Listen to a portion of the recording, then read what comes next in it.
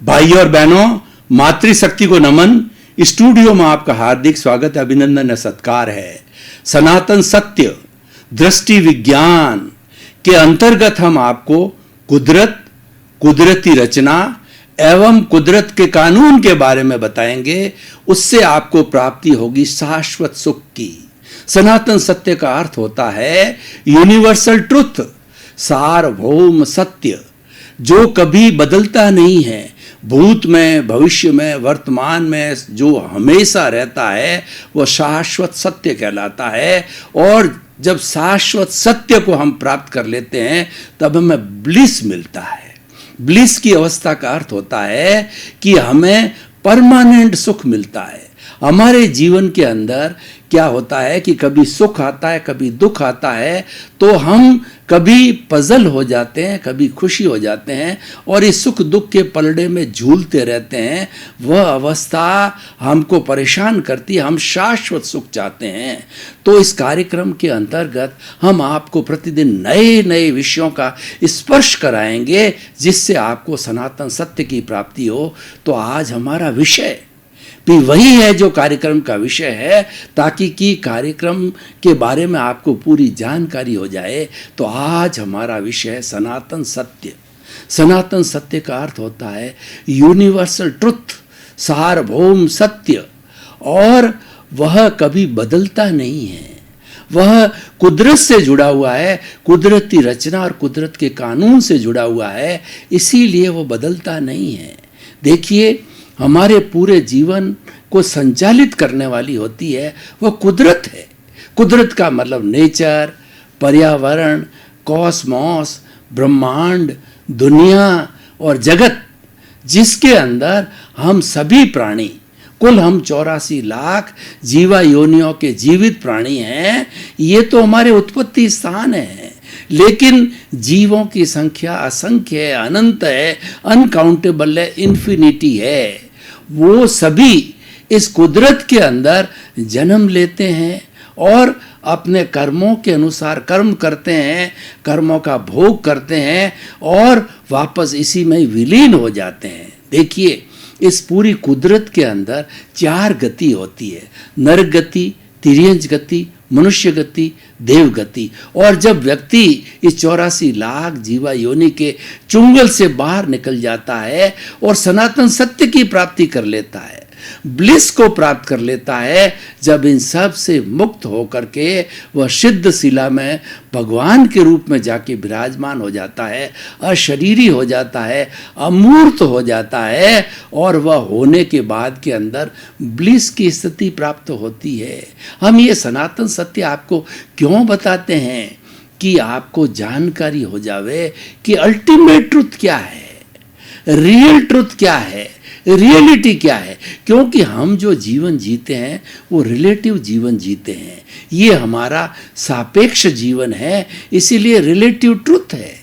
Relative truth व्यवहार जगत से जुड़ा हुआ है और हमारा रियल ट्रुथ होता है वह हमारे शाश्वत सुख से जुड़ा हुआ है। वो कुदरत, कुदरती रचना, कुदरत के कानून के तहत जुड़ा हुआ है। दोनों चीज़ें अलग अलग है। एक तो व्यवहार जगत और एक निश्चय का जगत। जो हमारा सनातन सत्य है ये निश्चय का जगत है। आप खुद निर्णय कीजिए कि जो आपका ये शरीर है, इस शरीर के अंदर जड़ भी है और चेतन भी है।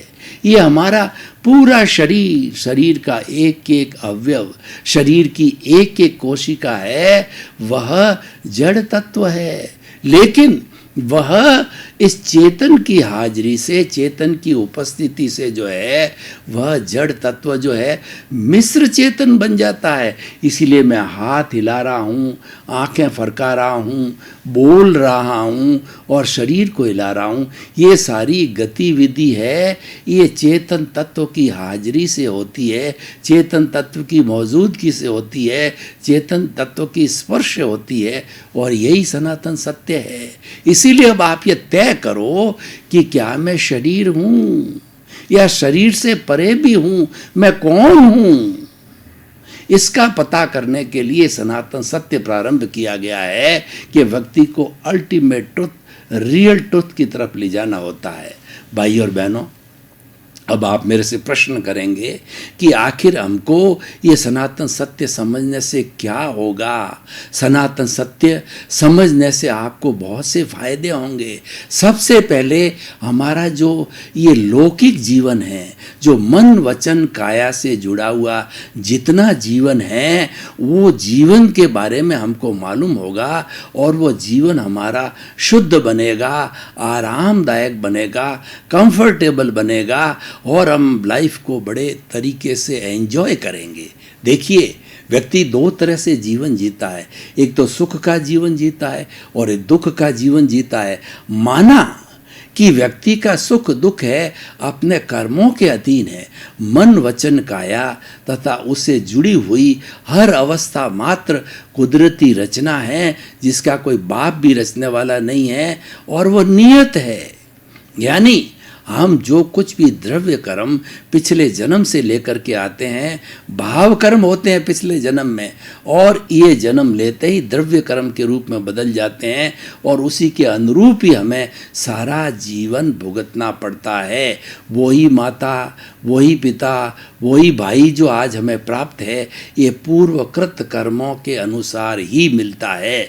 व्यक्ति की जीवन की कोई भी ऐसी अवस्था नहीं है जो कि कर्मों के अधीन हो। इसीलिए अगर कर्म विज्ञान को जो है हम अगर मान लो आज के इस संसार का भगवान कहें तो कोई अतिशयोक्ति नहीं है, क्योंकि कर्म के लिए कहा गया है को सुख को दुख देत है और कर्म देत झकझोर, उर्जत सुरजत आप ही और ध्वजा पवन के फेर।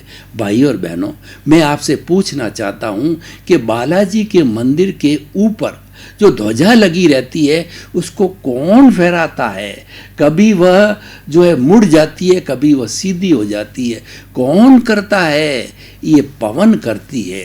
इसीलिए किसी व्यक्ति को सुख मिलता है, किसी को दुख मिलता है, तो ये किस वजह से मिलता है? ये पूर्वकृत कर्मों के कारण मिलता है। संसार के अंदर 33 करोड़ देवी देवता हम हिंदू लोग मानते हैं, उसमें से ऐसा कोई ताकतवर देवता नहीं है जो कि आपकी मदद कर सके, आपका सहयोग कर सके, और ऐसा कोई पावरफुल देवता नहीं है जो कि आपको दुख दे सके, कष्ट दे सकते। करने वाले आपके कर्म ही है। इसीलिए कहा गया है कि जो हमारा जो ये चेतन तत्व है, ये चेतन तत्व बार बार नया शरीर धारण करता है। कहा गया है कि रंगमंच यह जगत है और कर्म खिलावनहार और नाना रूप बनाए के और चेतन खेलनहार। आपने कठपुतली का नाच देखा होगा। कठपुतली नाचती है, जैसे इंसान नाचता है वैसे कठपुतली नाचती है। लेकिन भाई और बहनों, उस कठपुतली को नचाने वाला डोर किसी के हाथ में होती है, वो नचाता है। वो कठपुतली अपने आप नहीं नाच सकती क्योंकि वो निर्जीव है। तो ठीक इसी तरीके से हमको नचाने वाला कभी सुखी बना देता है, कभी दुखी बना देता है। ये नचाने वाला हमारा पूर्वकृत कर्म है, वही हमको नचाता है। और ये दुनिया है एक रंगमंच की तरह है, एक नाटक के थिएटर की तरह है। आपने रामायण देखी होगी। रामायण में अलग अलग चरित्र होते हैं। राम का चरित्र, सीता का चरित्र, लक्ष्मण का चरित्र, हनुमान का चरित्र। वो अलग अलग लोग जो है अपना अपना वो रूप धारण करके आते हैं और नाटक खेलते हैं, और जब उनका समय पूरा हो जाता है उसके बाद में वो चले जाते हैं। ठीक उसी तरीके से हमारा कर्मों का जितना भोग है, हमारा मुख्य कर्म आयुष्य है जो कि हमको कितने समय तक जिंदा रखता है, वो नियत होता है। तो वह नियत होने के बाद के अंदर जब वो समाप्त हो जाता है तो हम एक क्षण भी अतिरिक्त सांस नहीं ले सकते हैं। इसीलिए कहा गया है कि जब तक सांसा तब तक आशा। हमारा श्वास जो है हमारा प्रिय मित्र है, ये जन्म से मृत्यु तक चलता रहता है, और जब श्वास बंद हो जाता है तो डॉक्टर कहता है कि नाउ ही इज डेड, इसको ले जाइए। और ले जाने के बाद में हमारे शरीर की क्या स्थिति होती है कि हमारे रिलेटिव कहते हैं इसका खून पानी बन गया, कीड़े मकोड़े आ रहे हैं, बदबू होने वाली है, रिश्तेदार आ गए हैं, चलिए चलिए इसको जल्दी लेके जाइए शमशान में। और शमशान में तो आजकल लकड़ी जलाने की जगह वहाँ पर इलेक्ट्रिक सिस्टम हो गया है। आपकी लाश को फर्नेस में डाला जाता है, बटन दबाया जाता है, तो 10 मिनट के अंदर वो जब ढक्कन बंद किया जाता है फर्नेस का, 10 मिनट में स्वाहा, आपकी स्टोरी समाप्त हो गई। आपने 70 वर्ष, 80 वर्ष, 90 वर्ष, 100 वर्ष जीवन जिया, वो कुछ ही मिनटों के अंदर स्टोरी समाप्त हो जाती है। तो भाई और बहनों, ये निष्कर्ष निकालिए, आप रियलिटी को आइए कि ये दो तत्व हमारे सामने हैं, जड़ और चेतन। इसमें सनातन कौन है? सनातन जो है वो चेतन है। चेतन अजर है, अमर है, अविनाशी है, ज्ञाता है, दृष्टा है, अनंत ज्ञान वाला है, अनंत दर्शन वाला है, अनंत शक्ति वाला है और अनंत सुख का धाम है। उसकी पहचान कीजिए।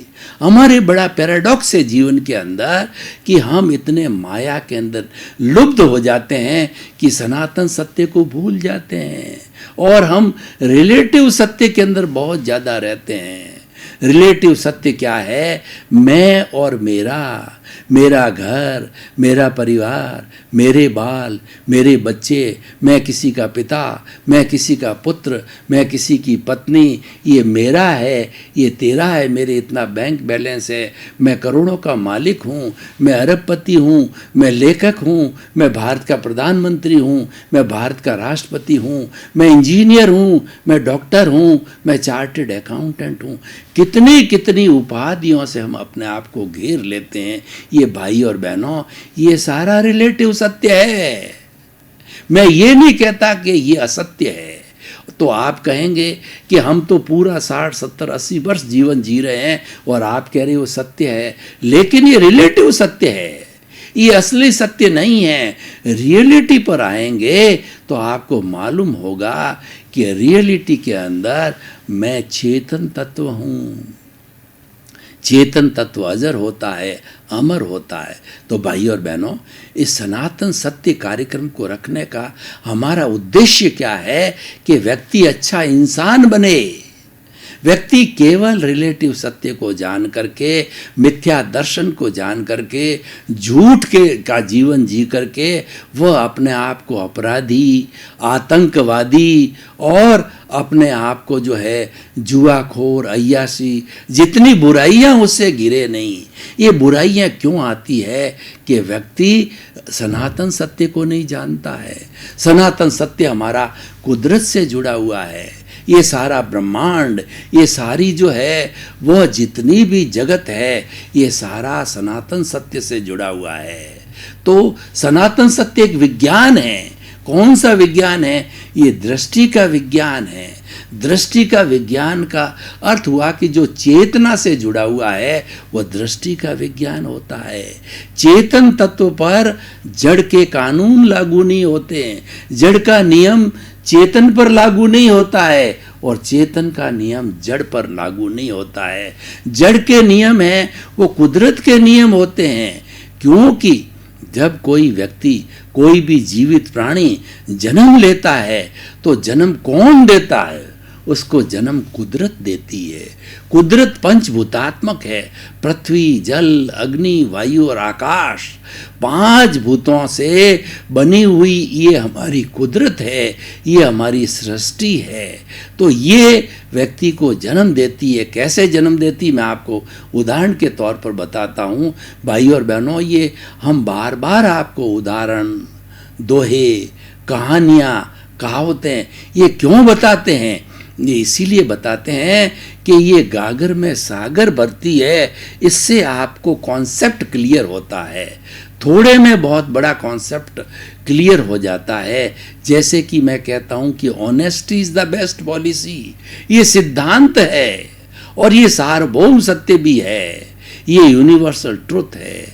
हर अच्छाई यूनिवर्सल ट्रुथ की ओर जाता है और हर बुराई है वो मिथ्या दर्शन की ओर जाता है। सनातन सत्य हमें एक विजन देता है। जीवन जीने की कला देता है कि हमने मनुष्य जीवन तो प्राप्त कर लिया, जो कि बहुत दुर्लभ है, लेकिन इसको जिया कैसे जाए। इसको अच्छा जीने के लिए, अच्छा इंसान बनने के लिए हमारा ये व्यवहार जगत और हमारा निश्चय जगत दोनों अच्छे हों, हमारा लौकिक जीवन और पारलौकिक जीवन अच्छा हो। इन दोनों में संतुलन बनाने के लिए, दोनों को अच्छा करने के लिए हम सनातन सत्य की जानकारी करते हैं। और जब व्यक्ति सनातन सत्य की प्राप्ति कर लेता है तो वो कभी भी हमारे व्यवहार जगत को कोसता नहीं है, वह व्यवहार जगत को गलत नहीं बताता है, क्योंकि व्यवहार जगत तो हमारा उदय है, व्यवहार जगत तो हमारा प्रारब्ध है कि पिछले जन्म के अंदर जैसे जैसे हमने प्रतिष्ठा की, जैसे जैसे हमने भाव डाले, वो भाव इस जन्म में हमारे द्रव्य कर्म के रूप में बदल जाते हैं और द्रव्य कर्म के अनुरूप ही हमें सुख और दुख की प्राप्ति होती है।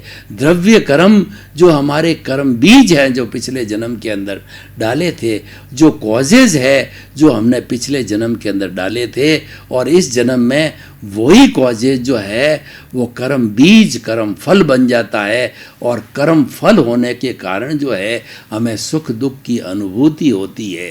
देखिए, कोई भी जीवित प्राणी, छोटा से छोटा वायरस है, जैसे कोरोना वायरस है, यह भी जीना चाहता है।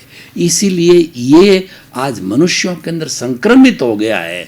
इसने जो है अपनी जाति को बहुत विस्तार किया, और हम आज कोरोना का बहुत बड़ा तीसरा विश्व युद्ध जी रहे हैं, सारी दुनिया जी रही है कि किस तरीके से एक छोटे से जो जीवित वायरस ने जो है व्यक्ति को त्रस्त किया है। ये जीवित वायरस जो है हमारे सांस के माध्यम से, मुंह के माध्यम से, हमारा जो श्वसन तंत्र है उस श्वसन तंत्र के अंदर ये आ जाता है, और श्वसन तंत्र में वह आकर के और हमारे फेफड़ों को नष्ट कर देता है। हम सांस नहीं ले पाते हैं, श्वसन तंत्र को, हमारा रेस्पिरेटरी सिस्टम को कंप्लीट डिस्ट्रॉय कर देता है। उससे हमारा ब्लड का जो प्योरीफिकेशन रुक जाता है, हमारा हार्ट का फंक्शन भी रुक जाता है, किडनी का फंक्शन भी रुक जाता है। और किसी को कोरोना पॉजिटिव हो और उपचार समय पर नहीं हो तो वो व्यक्ति मृत्यु को भी प्राप्त हो सकता है। ये देखिए इतना बड़ा इसका विकराल रूप है। तो दुनिया का हर छोटा से छोटा प्राणी जिसने जन्म लिया है वह जीना चाहता है, मरना कोई नहीं चाहता। हर जीवित प्राणी सुख चाहता है, दुख कोई नहीं चाहता है। जब दुख कोई नहीं चाहता, आप स्वयं दुख नहीं चाहते हो, तो आपको क्या अधिकार है कि किसी को दुख दो। इसीलिए सनातन सत्य ये बताता है कि किसी को दुख मत दो। ये सबसे बड़ा इसको मानव धर्म के रूप में परिभाषित किया है। और हर व्यक्ति जो है ये सनातन सत्य को जान लेता है कि हर एक का अपना अपना जीवन है और वो कर्मों के अधीन है। वो कुदरत की रचना और कुदरत के कानून के अंतर्गत जीता है। तो व्यक्ति किसी पर अन्याय नहीं करेगा, किसी का शोषण नहीं करेगा, किसी को दुख नहीं देगा और किसी के प्रति बुरे भाव नहीं रखेगा, किसी के प्रति अभिप्राय और ओपिनियन नहीं देगा। और वह अपना सनातन सुख के जो सनातन सत्य की प्राप्ति के बाद में हमको सबसे बड़ा लाभ ये होता है कि हमारा अज्ञान की जो वेल्डिंग है वह राग द्वेष है, वो प्रियता और अप्रियता है। मनुष्य के दो आंख होती है, एक आंख होती है राग की, दूसरी आंख होती है द्वेष की। राग के अंदर तो आ गया माया और लोभ, द्वेष के अंदर क्रोध और अहंकार आ गया। ये दोनों चश्मे लग जाते हैं। इन चश्मे की वजह से हम किसी को प्रिय मानते हैं, किसी को अप्रिय मानते हैं। ये भोजन अच्छा है, ये भोजन अच्छा नहीं है, ये व्यक्ति अच्छा है, ये व्यक्ति अच्छा नहीं है, ये चीज़ मुझे अच्छी लगती है, ये चीज़ मुझे अच्छी नहीं लगती है, इस व्यक्ति को दूर भगाओ, इस व्यक्ति को पास बुलाओ। संजोग अच्छे आते हैं उसको हम गले लगाते हैं, और खराब संजोग आते हैं तो हम आर्त ध्यान करते हैं कि ये संजोग जल्दी से जल्दी मेरे से चले जाए। ये प्रियता अप्रियता का जो है ये झूला सुख दुख की उत्पत्ति करता है, और आपको सनातन सत्य प्राप्त करना है जिसका कि मूल उद्देश्य ब्लिस की प्राप्ति करना है, तो उसके लिए आप तीसरा नेत्र खोलिए। आज पूरे विश्व में थर्ड आई की बहुत चर्चा होती है। बड़े बड़े विद्वान लोग, आचार्य लोग, ऋषि महर्षि थर्ड आई की बहुत बात करते हैं। थर्ड आई हमारा राग द्वेष को संतुलित करता है। समता भाव, यानी दोनों को एक सा समझो, दोनों के अंदर अंतर मत करो। तो हम अंतर नहीं करेंगे तो हम समभाव में रहेंगे। समभाव का अर्थ हुआ कि हमको चाहे सुख मिले, चाहे दुख मिले, चाहे आदर मिले, चाहे तिरस्कार मिले, और चाहे हमको लाभ की प्राप्ति हो, चाहे हानि की प्राप्ति हो, दोनों को एक सा समझना, क्योंकि दोनों आते हैं। ये एक सनातन सत्य है कि हर जो है संजोग के साथ वियोग जुड़ा हुआ है। जिस दिन हम जन्म लेते हैं उसी दिन से हमारी मृत्यु का समय प्रारंभ हो जाता है, और अल्टीमेटली हमारा जो आयुष्य कर्म है ये हमारी श्वास की संख्या में बदलता है। इसीलिए एक भी स्वतंत्र सांस लेने की हमारी योग्यता नहीं है, उसमें हम पराधीन हैं। यानी हमारा जो व्यवहार जगत जो हम भुगत रहे हैं, जो हमारा प्रारब्ध है और जो हमारा उदय भाव है, उसमें हम बिल्कुल स्वतंत्र हैं। और उसके साथ अगर जुड़ जाते हैं तो जुड़ने से फिर राग द्वेष की प्राप्ति होती है, क्योंकि ये पूरा सब प्रतिष्ठित आत्मा है, ये राग द्वेष ही है। ये अंतःकरण जो हमारा है, मन बुद्धि चित्त और अहंकार, ये जो है अहंकार से जुड़ा हुआ है, यानी राग द्वेष से जुड़ा हुआ है। इससे ऊपर उठना है। जो व्यक्ति साधना करना चाहते हैं वो राग द्वेष से ऊपर उठे, वो समभाव के अंदर आए, और जहां राग द्वेष की स्थिति हो वहां पर वो न्यूट्रल रहे, वहां पर जो है उस पर वो हस्ताक्षर न करे, उसके साथ सहमति न दे, उसके साथ जुड़े नहीं। तो जब व्यक्ति जुड़ेगा नहीं तो निश्चित तौर से संभाव की स्थिति में आएगा, और संभाव की स्थिति है हमारा सनातन सत्य है, क्योंकि संभाव की स्थिति है ये दृष्टि विज्ञान है। भाई और बहनों, आपका बहुत बहुत धन्यवाद। आप हमारा सनातन सत्य कार्यक्रम देखते रहिए। इस सनातन सत्य कार्यक्रम में आपको जीवन निर्माण के नए नए सूत्र मिलेंगे, टिप्स मिलेंगे, शिक्षाएं मिलेगी, प्रयोग मिलेगा, क्योंकि हमारा उद्देश्य है कि सर्वे भवन्तु सुखिनः सर्वे सन्तु निरामया, कि इस पूरे विश्व के लोगों को सुख मिले, शांति मिले, आनंद मिले, धर्म मिले और मुक्ति मिले। इसी क्रम में आपका जीवन आनंदमय हो, मंगलमय हो, और आपने अपने परिवार के साथ शतायु होकर के परोपकार करते हुए आप जो है राग द्वेष को शून्य करके सिद्ध बुद्ध मुक्त बने। आपके प्रति मंगल भावना।